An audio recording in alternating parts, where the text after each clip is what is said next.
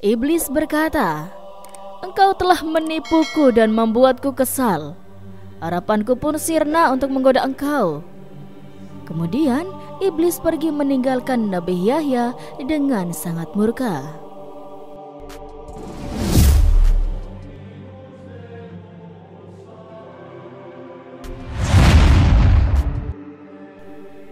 Assalamualaikum warahmatullahi wabarakatuh. Inilah yang membuat Nabi Yahya menjadi vegetarian. Nabi Yahya adalah sosok nabi yang dihormati di dalam 4 agama, yaitu Nasrani, Islam, Bahai, dan Mandaisme. Yahya diperkirakan hidup sekitar abad pertama Masehi, dan beliau berdakwah di daerah Palestina yang ketika itu Palestina ini masih menjadi wilayah bawahan kerajaan Romawi. Nabi Yahya adalah putra dari Nabi Zakaria, yang tak lain Zakaria adalah paman dari Maryam, ibunda Nabi Isa alaihissalam. Jadi Nabi Yahya ini hidup sezaman dengan Nabi Zakaria dan Nabi Isa. Menurut Ibnu Qayyim al-Jauziyah, meskipun ketika itu Nabi Yahya dan Isa ini hidup sezaman, keduanya menempuh metode dakwah yang berbeda. Kalau Nabi Isa lebih memilih menemani orang-orang yang jahat, maka Nabi Yahya lebih memilih bergaul dengan orang-orang soleh. Nabi Yahya ini dikenal sangat berhati-hati dalam bertindak. Bahkan saking hati-hatinya beliau, diriwayatkan kalau Nabi Yahya ini lebih memilih makan daun dan minum air dari mata air. Artinya, beliau tidak makan daging-dagingan yang berasal dari hewan. Nabi Yahya juga dikenal sebagai pribadi yang selalu berhati-hati dalam bersikap. Jika Nabi Isa kadang masih terlihat tertawa, maka Nabi Yahya ini tidak. Tapi itu bukan berarti Yahya lebih baik daripada Isa ataupun sebaliknya. Keduanya adalah nabi yang mulia di sisi Allah Subhanahu wa Ta'ala.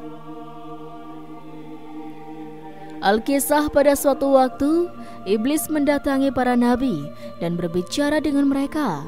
Ketika itu iblis mendatangi semua nabi, mulai dari Nabi Nuh sampai Nabi Isa bin Maryam. Nah, pada saat iblis datang menemui Nabi Yahya, ketika itu iblis hendak pergi. Maka Nabi Yahya berkata pada iblis, "Hai Abu Murrah," nama sebenarnya adalah Al-Haris dan bergelar Abu Murrah.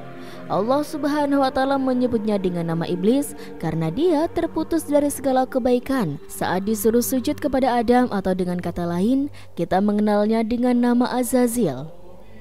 Jadi ketika itu Nabi Yahya berkata kepada iblis, "Hai Abu Murrah, aku ingin minta satu hal kepadamu dan aku harap engkau tidak akan menolaknya." Iblis pun menjawab, "Ya, aku akan mengabulkan untukmu, wahai Yahya, putra Zakaria. Katakanlah apa maumu." Kemudian Nabi Yahya berkata, "Aku ingin engkau menambahkan bentuk dan rupa aslimu, serta memperlihatkan berbagai bentuk perangkapmu yang engkau pergunakan untuk membinasakan dan mencelakakan manusia." Mendengar permintaan dari Nabi Yahya, kemudian iblis menjawab, "Engkau meminta sesuatu yang berat. Sesungguhnya permintaanmu membuatku berada dalam kesulitan. Tapi aku tidak bisa menolak permintaan engkau. Hanya saja aku berharap jangan sampai ada orang lain bersamamu yang melihatku." Akhirnya keduanya pun bersepakat untuk bertemu pada esok siangnya. Singkat cerita, tibalah hari di mana mereka akan bertemu. Tiba-tiba iblis muncul dan berdiri di hadapan Nabi Yahya. Dan di saat yang sama, si iblis tiba-tiba berubah bentuk menjadi mirip hewan yang buruk dan menakutkan. Bentuk fisiknya seperti babi, wajahnya seperti kera, dan matanya memanjang sama seperti mulutnya. Dia tidak memiliki janggut, rambut kepalanya jarang dan mengarah ke atas. Dia memiliki 4 buah tangan, 2 tangannya ada di bahu dan 2 tangan lainnya ada di keningnya. Kemudian jari-jari tangannya ada 6, hidungnya menghadap ke atas. Dia pun memiliki belalai seperti gajah. Wajahnya mempunyai tengkuk, kedua matanya kabur. Dia pun pincang, bongkok, dan memiliki sayap. Lalu baju yang dipakainya pun berkerut dan sobek. Di atasnya ada berhala orang Majusi. Terus ada beberapa cangkir kencil yang menggantung di ikat pinggangnya. Kemudian di sekitar bajunya ada 6 jenis minuman dengan warna yang beraneka ragam, seperti putih, hitam, merah, kuning, dan hijau. Dan di tangannya ada lonceng besar, yang terakhir di atas kepalanya ada telur, yang di tengahnya ada besi panjang. Jika saja kalau kita bayangkan betapa anehnya bentuk dari iblis ini. Kemudian Nabi Yahya berkata pada iblis, "Abu Murrah, jelaskan kepadaku tentang benda yang ada di atas bajumu. Apa itu?" Iblis pun menjawab, "Benda ini menyerupai milik orang Majusi. Akulah yang membuat agama Majusi, dan aku juga memeluk agama Majusi itu." Nabi Yahya bertanya lagi, "Jelaskan padaku tentang cangkir kecil yang bergantung di ikat pinggangmu bagian depan." Iblis menjawab, "Wahai Nabi Allah, di dalamnya ada beberapa syahwat dan jerat perangkapku. Yang pertama-tama aku jadikan alat untuk menjerat orang mukmin adalah dari golongan wanita, karena dia tidak bisa taat kepada Allah. Maka aku akan mendatangi lewat pengumpulan harta haram supaya dia tamak untuk mendapatkannya. Apabila dia tetap taat kepada Allah dan hidup suhud, aku akan mendatanginya lewat minuman memabukkan, sehingga aku bisa mendapatkan semua syahwat ini padanya. Aku selalu memastikan ada sebagian perangkap itu yang memberdaya orang mukmin, meskipun dia adalah orang yang paling wara." Nabi Yahya semakin penasaran. Kemudian beliau bertanya lagi, "Memangnya apa bentuk dari jerat tersebut?" Iblis menjawab, "Wahai Nabiullah, jerat itu adalah kumpulan sumber dari alat musik seperti kecapi, rebab, suling, gendang, rebana, dan alat-alat musik lain yang ada di tengah-tengah masyarakat. Mereka berkumpul di pesta kemaksiatan dengan membawa salah satu alat musik itu. Setiap kali aku melihat hal itu, aku segera memainkan lonceng ini sehingga suaranya bercampur dengan suara musik mereka. Dengan begitu, mereka bertambah senang dan bertambah semangat dalam bermusik. Ketika mendengarnya, ada di antara mereka yang mengeluarkan telunjuknya, ada pula di antara mereka yang menghentakkan kepalanya, dan ada pula yang bertepuk tangan. Ini terus-menerus mereka lakukan sampai mereka semuanya puas." Lalu Nabi Yahya bertanya hal yang lain, "Bagaimana dengan telur yang ada di kepalamu itu? Itu telur apa?" Iblis menjawab, "Jauhilah aku dan segala perangkapku seperti yang telah dijelaskan oleh para nabi, orang-orang soleh, para ahli ibadah, dan mereka yang wara. Engkau harus menjaga diri dari godaanku seperti halnya kepalaku yang menjaga telur ini dari segala bencana." Nabi Yahya bertanya, "Lalu bencana seperti apa maksudmu?" Iblis menjawab, "Laknat dan kutukan." Nabi Yahya bertanya kembali, "Kemudian apa itu besi panjang yang ada di tengahnya?" Iblis menjawab, "Besi panjang adalah alat yang aku pakai untuk membolak-balikan hati orang-orang soleh." Nabi Yahya bertanya lagi, "Tinggal satu lagi pertanyaanku, mengapa bentukmu sangat buruk dan jelek?" Iblis pun menjawab, "Wahai Nabi Allah, ini semua karena nenek moyang engkau, yaitu Adam. Tadinya aku dari golongan malaikat yang mulia. Sebelumnya aku tidak pernah mengangkat kepalaku dari sujud yang kulakukan selama 400.000 tahun.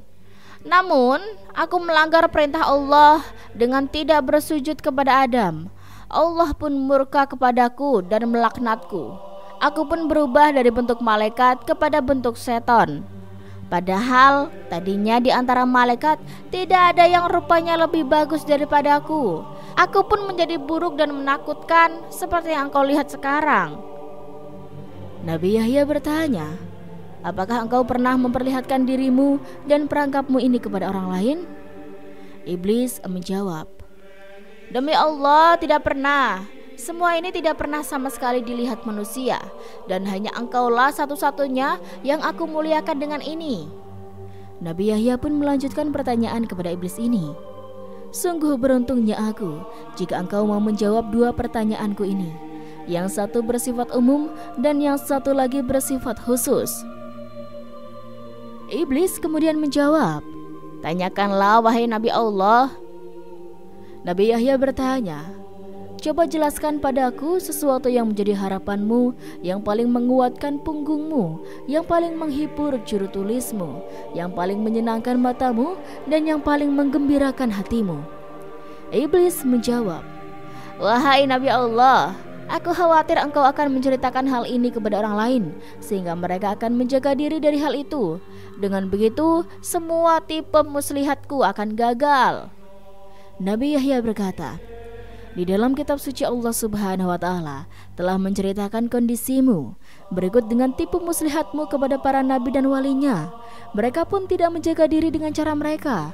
Sementara orang-orang yang sesat, engkau pasti bisa menguasai orang-orang itu. Kau dapat mempermainkan mereka seperti tongkat yang dipukulkan kepada bola. Keteranganmu kepada mereka tidak lebih diperhatikan dan dicamkan dari ucapan Allah Subhanahu wa Ta'ala." Kemudian iblis menjelaskan, "Wahai Nabi Allah, hal yang paling menyenangkan untukku adalah wanita. Wanita adalah jerat, perangkap, dan anak panah yang selalu tepat sasaran. Aku selalu berhasil dengan mereka. Aku berhasil menjatuhkan wanita dalam kebinasaan. Ketika menggoda para ahli ibadah dan ulama, mereka pasti selalu bisa mengalahkanku. Lalu aku kirimkan pasukan untuk menyerang mereka, tetapi pasukan tersebut pun kalah. Pada saat itu, aku ingat dengan wanita, sehingga diriku menjadi tenang, amarahku menjadi reda, emosiku lenyap, jiwaku menjadi tenang, dan kekuatanku menjadi bertambah. Seandainya wanita itu bukan dari keturunan Adam, pasti aku akan bersujud kepada mereka. Mereka adalah maduku, jimat mereka ada padaku. Ketika mereka memiliki kebutuhan, maka aku berusaha membantu mereka untuk memenuhi kebutuhannya. Pasalnya, mereka adalah harapanku, sandaranku, gantunganku, orang kepercayaanku dan pembantuku." Lalu Nabi Yahya melanjutkan pertanyaannya, "Apa manfaat yang engkau dapatkan dengan menyesatkan manusia, dan dengan apa engkau menguasai manusia?" Iblis menjawab, "Allah menciptakan kesenangan dan kesedihan. Allah juga menciptakan yang halal dan yang haram. Allah memberikan pilihan di antara keduanya kepadaku. Saat Adam diciptakan, aku memilih syahwat dan kesenangan. Aku juga memilih yang haram dan keji, yang mungkar, sehingga itu semua yang menjadi kecenderungan dan seleraku. Allah juga memberikan pilihan kepada Adam, namun Adam memilih kesedihan, ibadah, dan Adam memilih yang halal, sehingga semua itu menjadi tuntunan dan harapannya. Semua itu menjadi harta dan dagangannya. Sementara yang sebaliknya telah menjadi harta dan daganganku. Kebutuhan dan keinginan seseorang merupakan nyawa kehidupannya. Jika kehidupan hilang, orang itu pun binasa. Betapa banyak makhluk Allah yang ketika kebutuhan, keinginan, dan tekadnya hilang, dia segera mati dan binasa. Demikian pula dengan hal ini, aku telah memilihnya sehingga menjadi syahwat dan hawa nafsu. Ketika hal itu hilang dariku, maka aku akan binasa. Namun ketika aku berhasil mengalahkannya, aku akan senang dan tetap eksis. Seandainya syahwat dan hawa nafsu ada pada orang lain, berarti dia telah mengambilnya dariku. Aku pasti akan berusaha mengalahkannya supaya dia tetap menjadi penopang hidupku.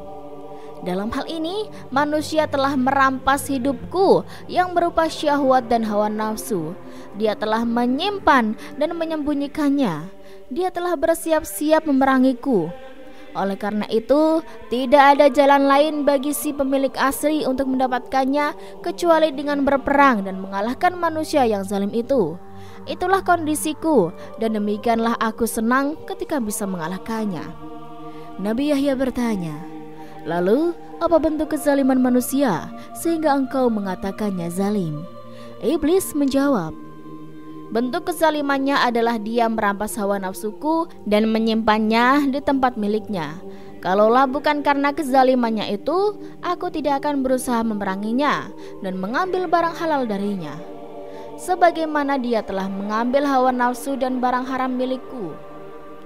Kemudian Nabi Yahya menanggapinya, "Bukankah tidak masuk akal kalau engkau ingin mengambil kembali hawa nafsumu, padahal engkau gembira kalau dia mempergunakannya dan bersedih kalau tidak mempergunakannya hawa nafsumu dalam segala urusannya?" Iblis menjawab, "Wahai Nabiullah, jika dia mempergunakan hawa nafsuku, aku tentu tidak akan bersedih, tetapi akan gembira, karena berarti dia telah memenuhi kebutuhanku. Aku malah bersedih kalau dia tidak mempergunakannya. Aku tidak meminta kebutuhan itu, karena dia telah mengambilnya dariku. Aku juga tidak berharap dia mengembalikannya, sebab hal itu telah melekat padanya. Namun aku ingin dia mempergunakannya, karena ketika dia mempergunakannya, maka itu berarti dia telah memberikan kepadaku apa yang menjadi keinginanku. Maka itu berarti dia telah membuatku hidup dan bahagia. Pasalnya dia mempergunakan sesuai maunya. Akan tetapi kalau dia tidak mempergunakannya, maka itu berarti hawa nafsu tersebut tersimpan seperti tahanan. Jika dia berada dalam keadaan terkekang dan terikat, padahal dia adalah nyawa kehidupanku, sehingga seolah-olah aku dipenjara dan terikat, maka aku akan menjadi sedih. Dengan begitu, dia mengganti kehidupanku dengan kematian. Oleh karena itu, aku berusaha dengan berbagai cara dan mendatanginya dengan segala tipu daya. Aku kerahkan segala perangkat dan sarana. Aku keluarkan semua hiburan berikut alat-alatnya. Lalu kupukul, aku gerakan, dan aku lambaikan dengan dia melihatnya. Dengan cara itu, dia mulai bermusik dengan semangat.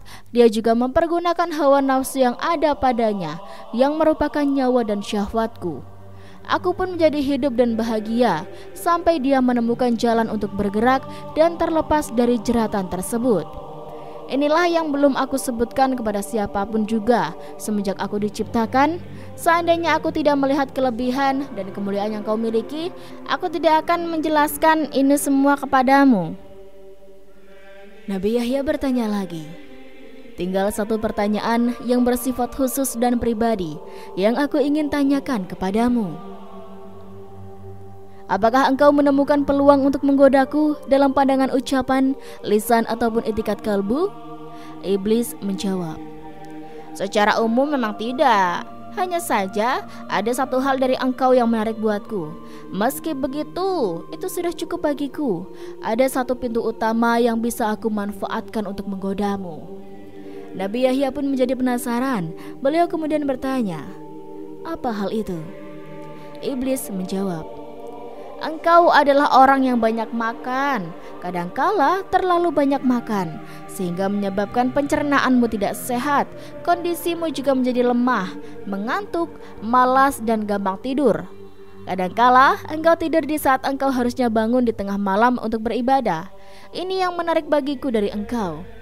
Nabi Yahya bertanya, "Apakah dengan kondisi seperti itu engkau mendapatkan kesempatan untuk menggodaku?" Iblis menjawab, "Engkau tidak mencamkan apa yang telah aku katakan tadi? Aku akan menggiring engkau pada sesuatu yang dibenci Allah, yang tentu saja itu menjadi sesuatu yang aku sukai. Tapi sebaliknya, sesuatu yang disukai Allah adalah sesuatu yang aku benci. Ketika manusia memilih sesuatu yang aku benci, aku tidak akan berdaya atasnya, sehingga aku akan berusaha sekuat tenaga untuk menipunya, sampai akhirnya dia memilih apa yang aku sukai.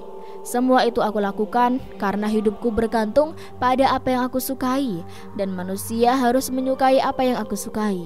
Sebaliknya, kematian, kebinasaan, dan kelemahanku terletak pada apa yang aku benci. Ketahuilah, yang aku benci itu adalah barang halal, sesuatu yang baik, serta kesedihan. Yang aku sukai itu adalah barang yang haram, sesuatu yang buruk, serta kesenangan." Nabi Yahya berkata, "Sepanjang hidupku, hanya itulah kesempatan yang bisa engkau dapatkan dariku?" Iblis menjawab, "Ya, tidak ada lagi kecuali itu." Kemudian Nabi Yahya pun berkata, "Aku berjanji kepada Allah Subhanahu wa Ta'ala untuk tidak meninggalkan dunia dalam kondisi kenyang." Mendengar apa yang dikatakan Nabi Yahya, Iblis pun menjadi marah dan sedih. sebab Nabi Yahya telah melakukan antisipasi tipu daya dari iblis. Yang terakhir iblis katakan, "Engkau telah menipuku dan membuatku kesal. Harapanku pun sirna untuk menggoda engkau." Kemudian iblis pun pergi meninggalkan Nabi Yahya dengan sangat murka. Wallahu alam. Dan itulah sobat sedikit kisah kali ini, kurang lebihnya Rizky mohon maaf, dan sampai jumpa lagi di cerita berikutnya ya sobat. Sekian dari Rizky, wassalamualaikum warahmatullahi wabarakatuh.